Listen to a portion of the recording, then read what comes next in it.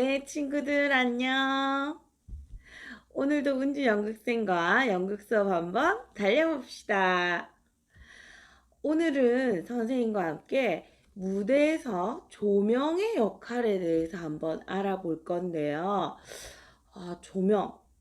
여러분, 조명이 없으면 연극은 가능할까요? 네, 가능하죠.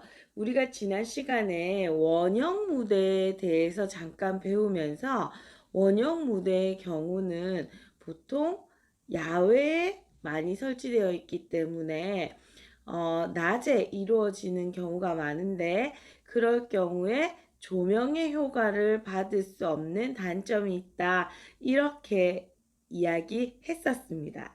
그 점을 기억한다면 조명이 없어도 자연광, 햇빛을 통해서 공연을 할 수가 있습니다. 그렇게 봤을 때 조명의 역할은 첫 번째가 뭘까요? 네, 바로 보여주는 것입니다. 무대에서 배우들이 어떤 행동을 하고 있는지, 어떤 일들이 벌어지고 있는지 그것을 관객들에게 보여주는 것. 가시성. 이것이 조명의 첫 번째 기능이 되겠습니다. 그렇다면 고대 연극에서는 자연광, 햇빛만 이용했을까요? 또 어떤 장치들을 이용해서 조명의 효과를 낼 수가 있었을까요? 네, 횃불도 있었고 가스불, 기름, 심지어 촛불까지도 조명으로 활용이 되었습니다. 그래서 조명이라는 것은 기본적으로 제약을 두지 않는다는 것.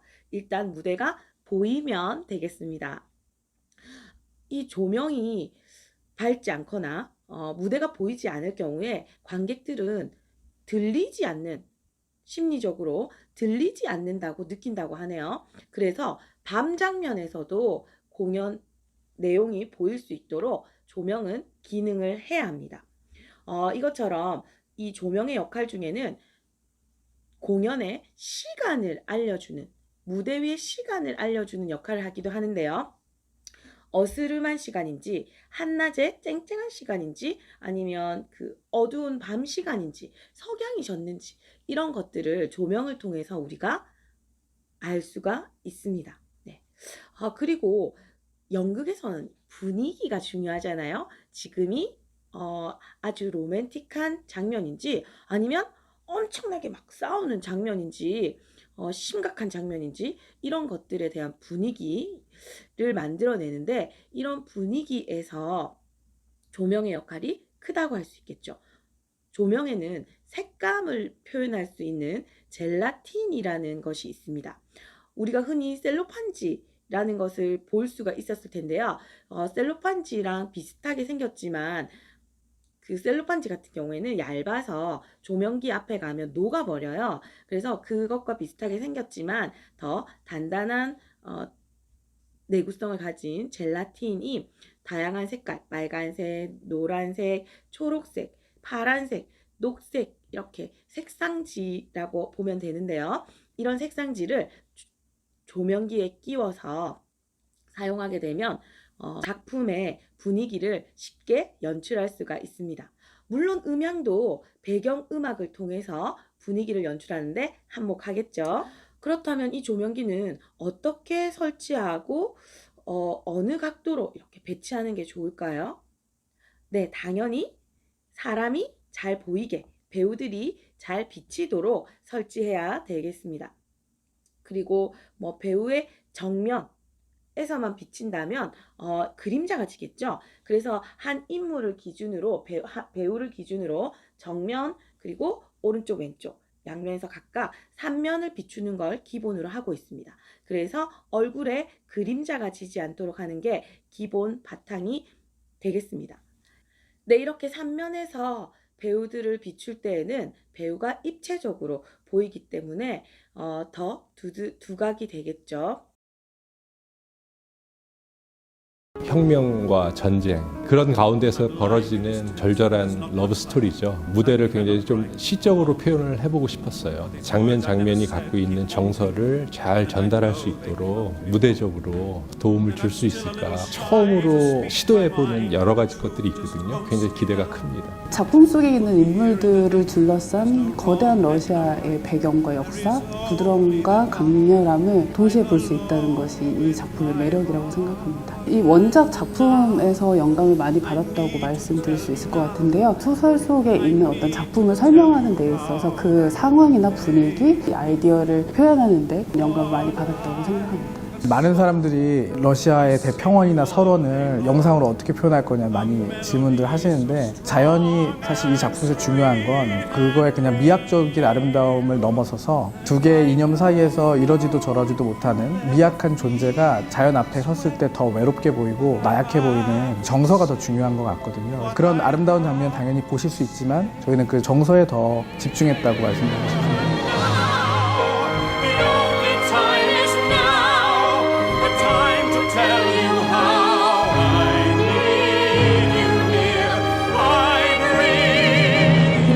가지고 있는 구조가 부유층과 빈민층, 그 다음에 권력을 가진 자와 가지지 못한 자, 이것들이 장면마다 병렬 구조로 나열되어 있는데 그것들이 조명으로 디자인돼서 보여질 때 하얀색, 무채색이지만 그 톤이 차갑고 아주 강렬한 느낌으로 가다가 따뜻하고 그 시대에 맞는 분위기 톤으로 넘어갈 수 있는 이것들을 완급 조절을 잘 할 수 있는 역할을 제가 해야 된다고 생각하고요. 장면 장면 넘어가면서 특징으로 보여질 수 있을 것 같습니다.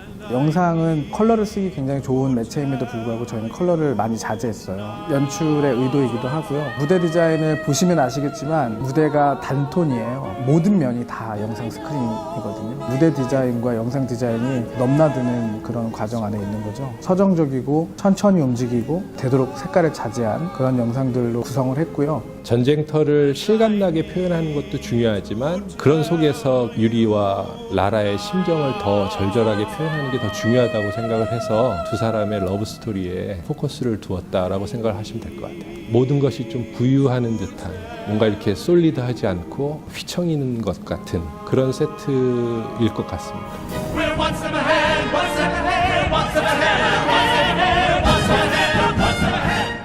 그러면 조명기에는 어떤 것들이 있을까요? 먼저 스포트라이트가 있습니다. 스포트라이트는 렌즈의 빛을 모아서 목표하는 부분을 강력한 빛으로 집중시키는 조명을 말하는데요. 그 종류에는 퍼널이 있을 수 있고 엘립소이달, 플라노 컨벡스, 팔로우 이렇게 4가지 종류를 들 수가 있습니다. 그리고 또 구역 조명을 들 수가 있는데요. 구역 조명은 스포트라이트가 비추는 강력한 부분, 그 주변에 대해서 구역을 비추는 조명을 말하는 거예요. 여기에는 파라이트를 들 수가 있습니다. 또는 파캔이라고 말하기도 하고요. 이 파 같은 경우에는 집중하는 기능은 약하지만 빛을 부드럽게 분산시키는 그런 기능을 갖고 있는 조명기입니다. 세 번째로 스트립라이트나 아니면 보더라이트를 들 수가 있는데요. 이런 조명기는 약한 빛들을 모아서 이렇게 길게 나열해 있는 조명기다라고 생각하시면 되고 무대 전면이나 후면에서 다양한 색깔, 분위기를 연출하는 은은한 느낌의 조명 불빛이다라고.